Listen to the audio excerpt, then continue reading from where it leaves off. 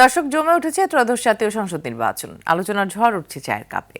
সেই তর্ক বিতর্ক, আলোচনা সমালোচনা তুলে আনতেই আমাদের এবারের আয়োজন হ্যাপি কাউ প্রেজেন্স চায়ের আড্ডা নির্বাচন।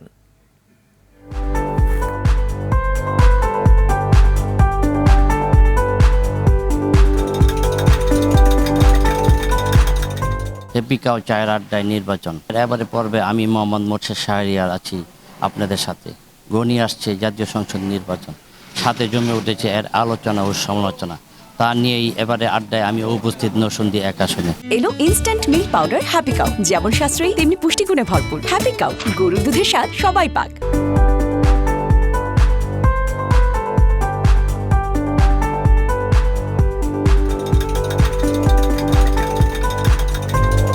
আমি যখন একজন প্রার্থীকে ভোট দিব, সেই ক্ষেত্রে আমি সর্বপ্রথমে দেখব তার ব্যক্তিগত ইমেজ, তার শিক্ষা। 12 ফেব্রুয়ারি নির্বাচনের বৈশিষ্ট্য হচ্ছে একজন ভোটার 2টা ভোট দেবে। জাতি চায় না যে সহিংসতা, জাতি চায় শান্তি শৃঙ্খলা। বিদেশি পর্যবেক্ষকরা সুষ্ঠু, অবাধ এবং নিরপেক্ষ নির্বাচন পর্যবেক্ষণ করার জন্য অনেকেই আগ্রহী বলে পত্রপত্রিকায় দেখেছি। আশা করি তাদের ভূমিকা অনেকটা থাকবে। বিনিয়োগ বান্ধব হতে হবে সরকার, আমাদের সরকার। আশা করছি সরকার ও নির্বাচন কমিশনের মতামতের প্রেক্ষিতে একটা সুষ্ঠু পরিবেশ থাকবে।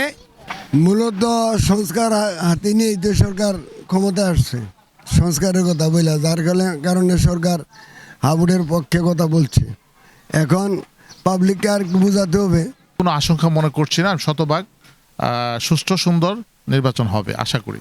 আমার দোকানে তো অনেক লোকই আসে, চা খাইতে আসে, আলোচনা তো অনেক আলোচনাই করে নির্বাচন নিয়ে, সব প্রার্থী নিয়েই তো কথাবার্তা বলে, কিন্তু কেউই সঠিক নির্বাচনটা কেউ বলে না যে ভোট দিতে পারবে কিনা, কে কেন্দ্রে যাইতে পারবে কিনা, এটা সঠিক কোনো সিদ্ধান্ত মানুষের মনে মনে হয় নাই। দর্শক, হ্যাপি কাউ চায়ের আড্ডায় নির্বাচন আজ এই পর্যন্তই।